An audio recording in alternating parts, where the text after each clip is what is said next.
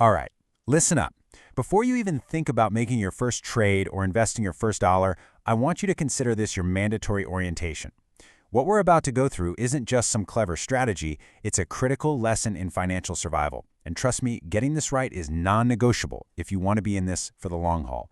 You know, we all think getting rich is the hard part, right? It's the mountain everyone's trying to climb. And it is hard. It takes incredible effort, skill, and yeah, a little bit of luck. But what if I told you that's not the final boss? What if the real challenge, the thing that trips up almost everyone, comes after you've already made it? So here's how we're going to break this down. First, we'll get into what I call the investor's paradox. Then we'll dive into a legendary and honestly pretty cautionary story. From there, we'll talk about how to build a financial foundation that is basically unbreakable. And we'll wrap it all up with 3 simple rules you absolutely cannot afford to forget. Okay, let's start with the big idea that so many people get wrong. The skills that get you to the top of the mountain are almost never the ones that keep you there. In fact, more often than not, they are the polar opposite of one another. Just look at this. It's like night and day, isn't it? To build wealth, you have to be wildly optimistic. You have to take big risks and put it all on the line. But to keep that wealth, whoa, it's a completely different game. It demands humility, the gut-level understanding that you can be wrong. It requires a healthy fear of ruin, and it takes a constant nagging awareness that everything you've built is fragile and can vanish in a heartbeat. They're 2 different games, played with 2 different sets of rules. To really make this sink in, let's talk about a person. He's the ultimate case study, a man who mastered the first game, the game of getting wealthy, better than almost anyone who has ever lived. The legendary trader Jesse Livermore. In the Roaring '20s, Jesse Livermore was basically a Wall Street rock star. The market was his personal playground. And then, in October 1929, the Great Crash hit. While the entire world was spiraling into financial ruin, Livermore made the single greatest bet of his life. He shorted the market, betting it would go down. His timing was perfect. As everyone else was getting completely wiped out, he reached the absolute pinnacle of his wealth and power. Just take a second and let that number soak in. Over $3 billion in today's money from one event. This wasn't just wealth. This was a fortune on a scale that's, well, it's almost impossible to wrap your head around even now. He had beaten Wall Street. He had won the game. Or so it seemed. And this is where the story takes a tragic turn, because the very same optimism and bold risk-taking that had made him a legend were about to become the architects of his own downfall. So what happened? He couldn't switch mindsets. He kept playing the getting rich game. He doubled down. He tripled down. He made huge, leveraged bets. His confidence, which was once his greatest weapon, had morphed into pure hubris.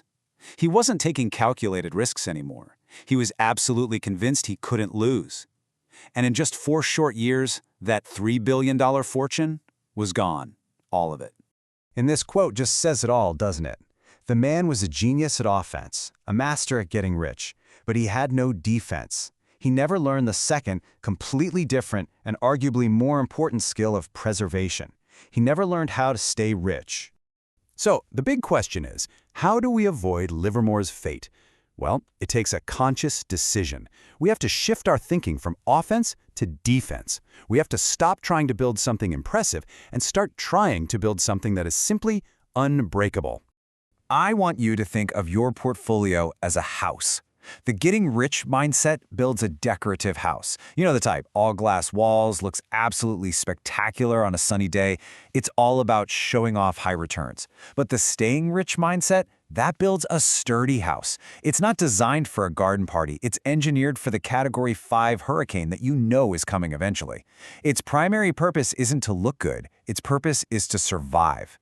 And this brings us to what I truly believe is the single most important concept in this entire orientation, the survival mindset.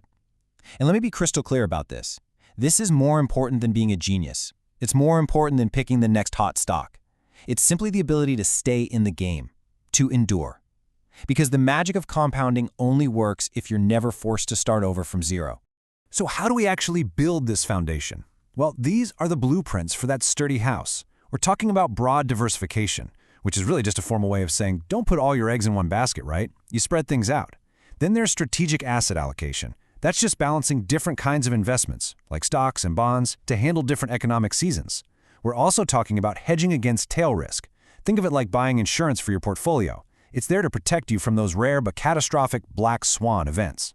And above all else, you have to maintain a margin of safety. You always leave room for error, because that's how you avoid those irreversible mistakes, the kind that took Jesse Livermore out of the game for good. Okay, let's distill all of this down into a simple, actionable guide. If you remember nothing else from our time together, I want you to remember these 3 rules for survival. First, rule number 1, respect the duality. You have to know when you're playing offense and when it's time to switch permanently to defense. Rule number 2, build for durability.